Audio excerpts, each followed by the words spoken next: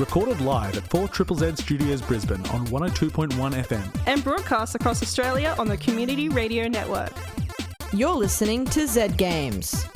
With 10 years experience and over 500 episodes, Z Games brings you the best in gaming news, reviews, community and culture. Want to reach out? Message us on Facebook at ZEDGamesAU. Hello, you're listening to Z Games and my name is Ezie. I'm hanging out in my home studio this week as unfortunately there has been a Brisbane lockdown, which I'm sure many of you either are living the experience or know about the experience. So, it's going to be a little bit of a mashup of things today, of pre-recorded segments, and it also happens to be Transgender Day of Visibility, so that means we're going to be spending a lot of time talking about trans representation in games and highlighting some, special content creators and the likes. But as per usual, I'm going to start off the show, as we normally do, with the week in gaming news. This week in gaming news, GameStop hasn't made enough. GameStop, the massive video game retailer with subsidiaries such as EB Games Australia, may have had a profitable fourth quarter, however still hasn't made enough to offset the losses from the pandemic. Due to numerous storefront closures for the past 12 months, their net sales took a dive for the fiscal year, which ended January 30th. GameStop have reported net sales down by 21% to $5.09 billion with a total of $250 million in net loss. Despite this loss, it still manages to have a better year for GameStop than 2019, which was a reported loss of over $470 million. CEO George Sherman commented after the announcement saying, "I am proud of how our entire organisation came together in 2020 to adapt to the challenging pandemic environment, effectively serve our customers' demand for gaming and entertainment products, and navigate through the year with a strong liquidity and strengthened balance sheet." Sherman goes on to say that he is positive about 2021 since their sales this year has already risen by 23%, and that GameStop intend on investing in more technology as well as outsourcing talent and improving upon current systems to hopefully bring more opportunities to the company and to consumers. Genshin Impact passes $1 billion in mobile revenue. miHoYo's popular game Genshin Impact has reached over $1 billion exclusively from its mobile versions. According to numbers from Sensor Tower, the free-to-play mobile gacha game has hit 10 figures in just over 6 months. It took Pokemon Go 9 months to reach that same goal. After Genshin Impact's release in September 2020, it only took 2 months for the behemoth game to hit the $400 million mark. Remember that these figures still don't include the PC and PlayStation 4 versions of the game, and it is expected that Genshin Impact will only climb in popularity for the remainder of 2021, with the release of the game later this year coming to Nintendo Switch. Speaking of billions of dollars, Razer makes $1 billion thanks to the pandemic. At the end of 2020, Razer reported revenue upwards of $1.2 billion, which is a 48% hike compared to 2019. This is quite impressive given that Razer had reported a profit loss at the beginning of 2020. To help provide a decent spike in sales for this year, Razer has just confirmed that it will be creating an RGB face mask. In an interview with Yahoo Finance, CEO of Razer, Min Liang Tan, shared that when the mask was first revealed, there wasn't really anything set in stone about actually making one. However, Tan goes on to say, "We were thinking, this is a concept project, and is this going to be relevant when vaccinations and everything has been rolled out? I think moving forward, we decided, and I can tell you now, we're going to proceed in making it a reality and ship the smart mask." This RGB Razer face mask development has been dubbed as Project Hazel, and if you'd like to check out what the design concept looks like, head over to the Z Games Facebook page at ZEDGamesAU. The week in gaming releases. On March 31st, The Binding of Isaac Repentance DLC comes to PC. On April 1st, Outriders is released on all platforms but the Nintendo Switch. On April 6th, Lost Worlds Beyond the Page on PC, PlayStation 4, Xbox One, and Nintendo Switch. If you're a fan of Abe's Odyssey, Oddworld Soulstorm comes to PC, PlayStation 5, and PlayStation 4.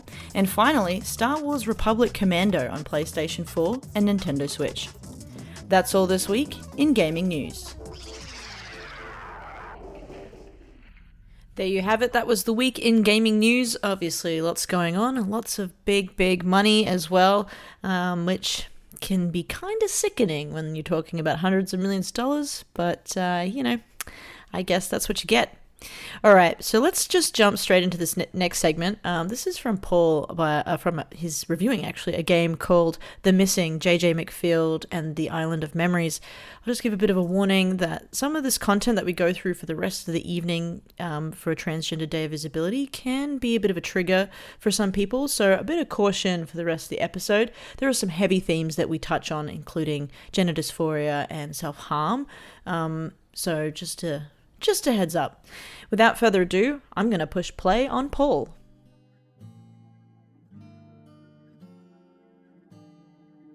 The Missing, JJ MacField and the Island of Memories. Spoiler warning.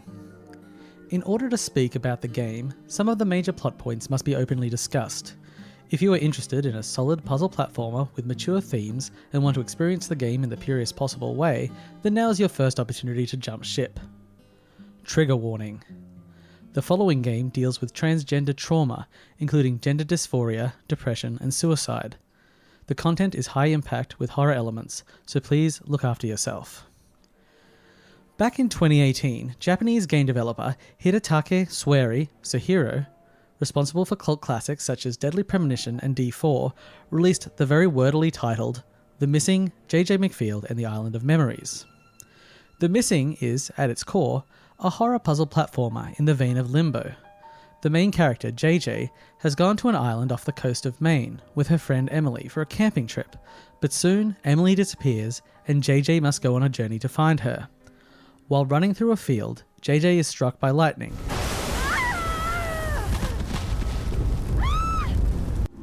and awakens to a backwards talking, moose-headed doctor. Sharks administer major hemorrhage.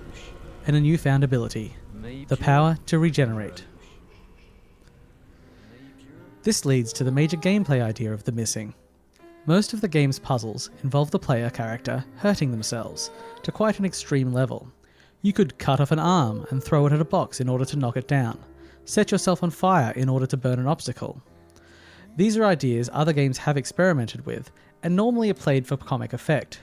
Not so in The Missing. These actions are agonizing, and the animation and sound effects go a long way to sell it. It is disturbing, and it's meant to be. Actual death is more rare, but simple progression in the game is a horrific and off-putting task. But go on she does. JJ suffers greatly from injury both acted upon her and self-inflicted, but pulls herself together and moves forward.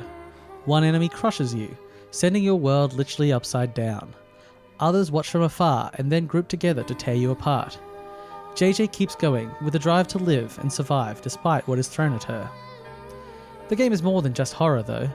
There is an intriguing and surreal cast of characters to meet on your journey, most of which you will experience through a series of text message conversations on JJ's phone that unlock throughout the game.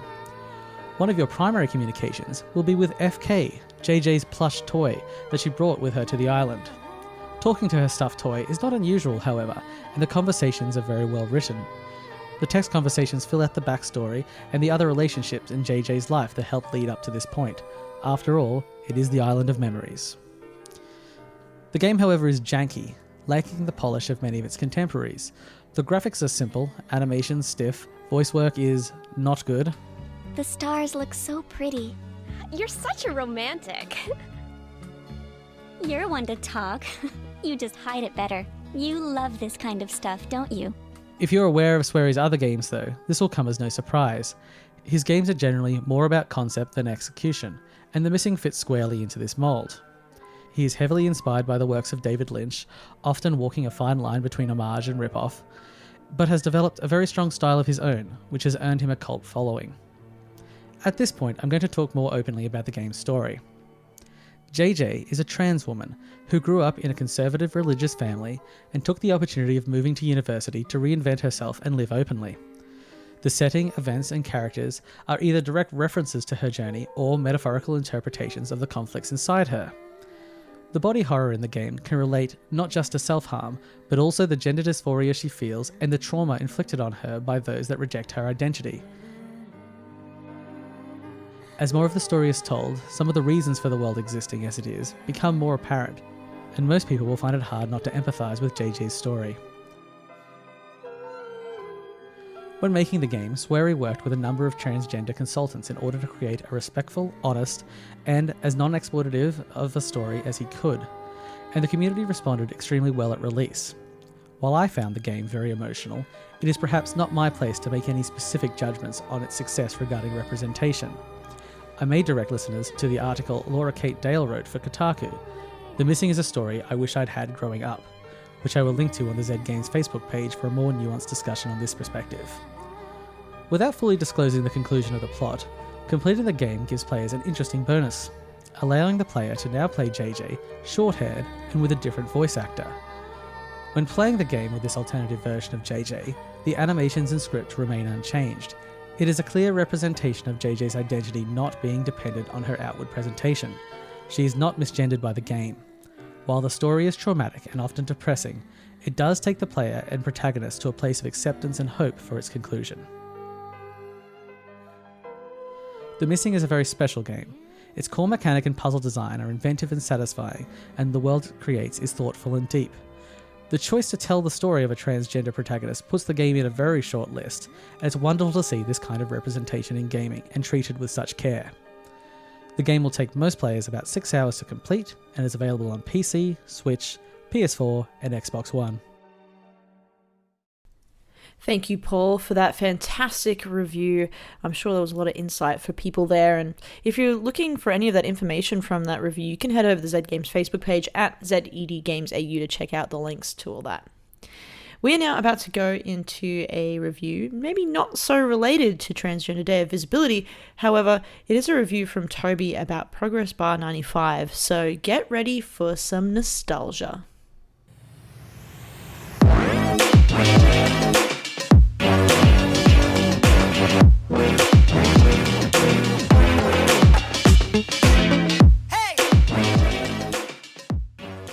While away from my aging beast of a computer and staying with family, I found myself listless and avoidant of the games I'd brought along to play on my Switch. So, like any sane person, I started trawling the Google Play Store for a game that was not bogged down with ads and provided some escapism from this family trip without draining the rural Wi-Fi or relying upon non-existent mobile connectivity. And for the low price of freemium. This is how I came upon today's game, Progressbar95. Some things really bring out the nostalgia in me. I thought the sound of a dial-up modem or the smell of warm chipsets would be the only things that could bring me back to my childhood gaming world, but Progressbar95 brought out a new one in me.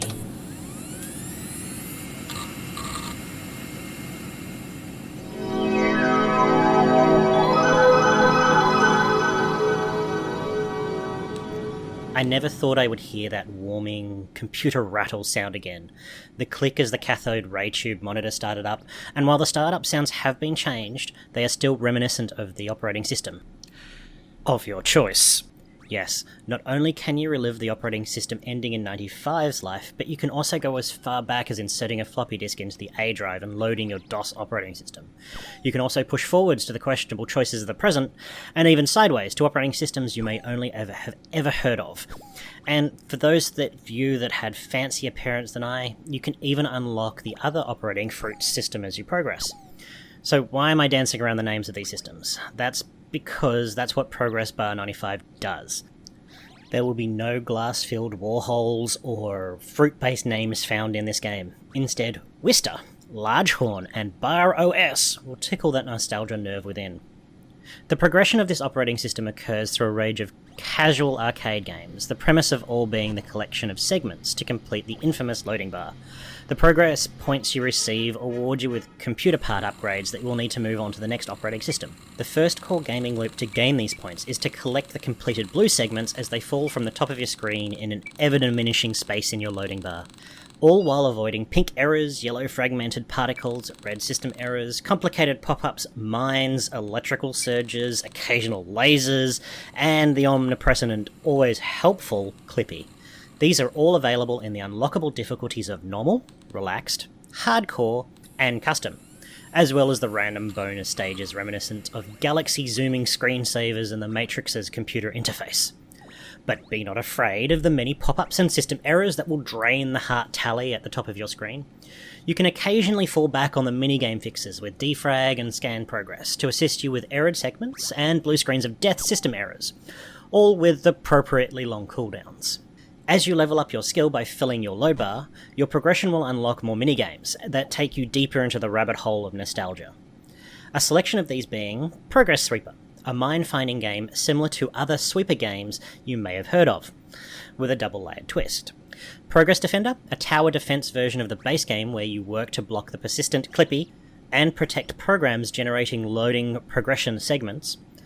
Progress Commander, where you will need to react to make sure you accurately move a command in time to build your loading column, plus so many more. And with current development schedules, even more are coming.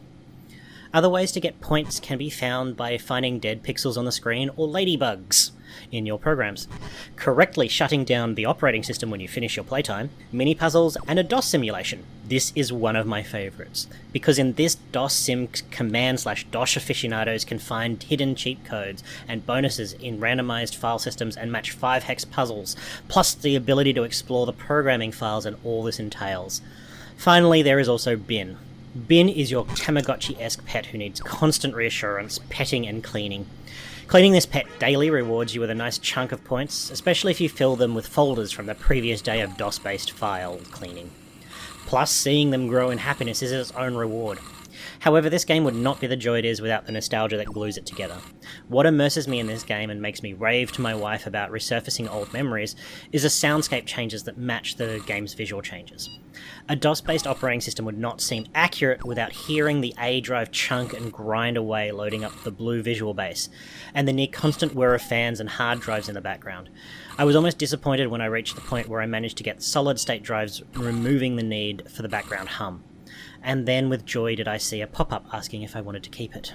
It's the accuracy of these, and the mouse clicks, the sounds marking the opening and closing of basic user interfaces, the tone of system crashes and associated hardware shutdowns. All of these makes the game feel close enough to the old experiences, allowing one to wallow luxuriantly in the joyous nostalgia. Now, I experienced most of this on my PC, as once I returned from my rural family visit, I wanted to explore this game through my other everyday screen. This means I generally missed out on the pop-in advertisements and pay-to-progress elements that are built into the mobile version of this game. However, I did not find that my freemium experience was intruded or overwhelmed by these monetization methods when I played it. And for those that do find issue with this, there is an ad-free price point available for purchase. There are also a few bugs in the Steam version. Earlier in my game time, less than 20 hours, I was unsure if the game's glitches were intentional or not, because, as we all know, operating systems can be very buggy. But as I put in more time into the game, I was not too sure. Despite this, Progressbar95 has a great fan-based bug reporting system with constant developer updates and regular game expansions, so I can only see this game getting better over time. So if you are like me and fondly remember the days of A drives, window upgrades, and DOS commands, I would recommend downloading Progressbar95, because at whatever price point you choose, the memories that this game relives are worth the price of entry.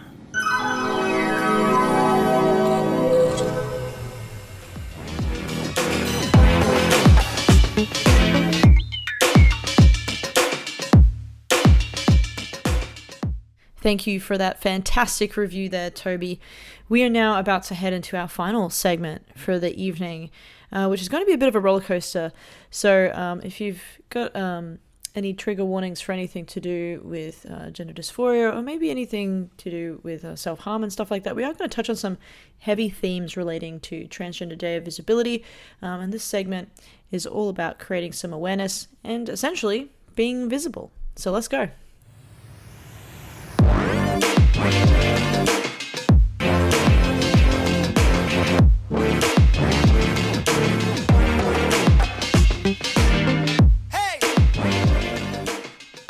Transgender representation in games over the years has been very broad, varying from outright offensive to overwhelmingly reaffirming. It's a big responsibility that the games industry has when it comes to representation, given the fact that it's such a big industry swallowing music and film twice over. What I'm about to do in this segment is look at transgender game characters throughout games history and also highlight some transgender developers and content creators that are worth mentioning. So let's start with a game called Celeste. Released back in 2018, tells a very heartfelt story about Madeline's attempt to climb a mountain while simultaneously dealing with mental health issues. You play as the protagonist Madeline herself. Celeste has become somewhat of a classic indie game and is generally considered to be one of the best games of 2018, winning a plethora of awards from its art style and gameplay right through to narrative and concept. Celeste isn't just known for its positive trans representation, but also its beautiful soundtrack, composed by Lena Raine. Celeste is a newish game as far as representation goes, but let's go back further in time to when things get a little bit more grey. Street Fighter. Some of you may know the arcade fighting game Street Fighter, or maybe you know it from when it was called Final Fight in the late 80s and early 90s. If you've ever had a bash, you may have seen the antagonistic NPC Poison. She later in the franchise becomes a playable character in Final Fight Revenge, Street Fighter X Tekken, Ultra Street Fighter 4 and Street Fighter V the Arcade Edition. Poison is depicted as a pre-op or post-op trans woman, depending on what region you play her in. In Japan, it's a different kind of look, given that Japan has been notoriously conservative about transgender representation. In 2018, Street Fighter V, the Arcade Edition, Poison's identity is gestured to more frequently. She has lines such as, "Being gossiped about is proof of my popularity," which gives a nod in the direction of her controversy surrounding her gender. She also has a conversation with Lucia, another playable character, where she says, "There are some things we just can't control. You can be born to a rich family or to a family living in a garbage dump. Whether you're a man or a woman, you can't choose how you're born into this world." Poison's story begins in 1989, but it isn't until 2018 when she gets more dialogue to reaffirm her as a trans woman. Sticking to the past for a minute, let's look at another game. This one's from 1988, developed by one of the most famous companies in the world, Nintendo. Super Mario Bros. 2, making her very first appearance in a Nintendo game, is Birdo, who in quotations referred to as male who believes that he is female. In the Japanese version, Birdo is called Catherine with the exact same narrative. Birdo is also voiced by gay men and transgender women in this version of the game. Birdo doesn't have a major role in Super Smash Bros. 2, but she is later featured in an exclusive Japanese release published by Nintendo called Captain Rainbow in 2008. This action-adventure game has been considered crude, and some reviewers even went so far as to say the humour was vulgar. About 2 hours into the game, Birdo is arrested by a police officer who saw her exiting a woman's bathroom. The police officer simply doesn't believe that she is female. In order for Birdo to be released, the player is then instructed to find evidence in her house that proves her to be female. Ultimately, the player finds a vibrator under her pillow, which is apparently enough to prove her innocence. Now, this isn't the first time that games or other forms of media have fetishized trans women, and it's important to remember that this is slowly but surely becoming a thing of the past. I would now like to highlight some games that are doing it right. Earlier in the segment this evening, Paul talked about The Missing, J.J. MacField and the Island of Memories, which was released in 2018. It is a story about loss and fear. You play as JJ, a young woman in university whose close friend and possible romance Emily goes missing on a mysterious island. I won't get too much into it, as the features obviously cover elements of self-harm, horror and gender dysphoria that Paul talks about earlier, but these elements in of themselves can be pretty hard things to cope with. In saying that, The Missing has been highly praised by the transgender community and is widely loved for its ability to tell a story about pain and suffering that results in triumph and acceptance. To quote Laura Kate from Kotaku, As a transgender woman, a lot of the missing story resonated for me in ways I rarely feel from media spearheaded by non-trans creators. She also goes on to say, "We are presented as people to be proud of, brave people being ourselves in spite of the world." If you'd like to listen to that review by Paul again, you can always just rewind the tape. Or you could head over to the Z Games Facebook page at ZEDGamesAU and you can check out our podcast from there. I've only just mentioned some small independent games that touch on both great and poor trans representation. Maybe it's time to look at some of those big AAA productions with fantastic representation. World of Warcraft in 2020, from the latest expansion Shadowlands, presents its very first transgender NPC, Pelagos, who is a Kyrian aspirant, which is basically an angel with their learner plates, who lives in the area of Bastion. Part of Pelagos' story is that he had a female-presenting body when he was alive, and was then able to have a more masculine body in the afterlife. This is a pretty big thing for a company like Blizzard, to be so much more inclusive in a tasteful and respectful way. Obviously, World of Warcraft is a juggernaut when it comes to big games, and it's wonderful to see this kind of representation in such a massive franchise, even if it's small. But what about a big AAA production with a compelling story? What about featuring a trans character as the main protagonist and getting it right? Q, Tell Me Why. Released in 2020, set in a rural Alaskan town, Delos Crossing, Ollie confesses to murdering his mother in an act of self-defense when he is young. Soon after, he is separated from his twin sister Allison. 10 long years go by since that incident, and the twins are finally reunited. Ollie now goes by the name Tyler. The twins are set on a long journey of reconnecting with each other and selling their childhood home. There are also supernatural elements that play a role in their bond as brother and sister. A major part of this story is that Tyler believes that his mother was trying to kill him because he wanted to be a boy. There are also lots of interactions with ignorant townfolk, as well as opportunities for characters to grow and learn. Tell Me Why has won awards for Best Narrative, Game Impact, Best Microsoft Xbox Game, and at the 2021 Gaming Awards won Authentic Representation Award, as well as Best LGBTQ Character. Tell Me Why is an exceptional example of great storytelling, considered thought into character development, and representation that is done with respect. Tyler is also voiced by a trans man, August Black, thus bridging the gap between real-world representation and the computer screen. There is so much to be said about the gaming industry and representation. There is so much progress being made every day.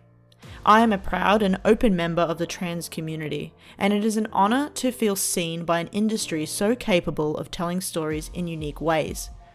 I would now like to give special shout-outs to some of the local trans and gender diverse games community members that I have had the pleasure of meeting, working with, or learning from over my few years in the industry. Fenarelina, indie game maker and games programmer. Maze Wallen, audio programmer, composer, VR designer and game maker. Cecil Richard, graphic designer and game designer. Ariadne Sage, environmental artist, game developer and game dev server moderator. Zara Pending, game designer, concept artist, and Z Games announcer. Erica Vakaic, game designer and games lecturer. Atticus McNaughton, game art director. Faye Daunt, game designer and games lecturer. Nick Pantis, producer and game designer. Rose Wolf, game developer. Ellie Sampson, indie game designer. If you're trans or gender diverse and considering a career in games, whether that be as a content creator, designer, composer, producer, developer, programmer even, or simply just an avid game player, there is this wonderful not-for-profit online community called Making Space that is dedicated to empowering minority and underrepresented people in game development and technology spaces to maintain an improved quality of life and facilitate the creation of their own diverse and interesting experiences. You can check them out at Making Space Co-op on Twitter, Facebook, and Instagram. There'll be a link that goes up onto the Z Games Facebook page at ZEDGamesAU if you'd like some more information. I have only just started my journey as a trans man, and I'm looking forward to playing, watching, and experiencing more media that represents me and my journey, and hopefully yours too.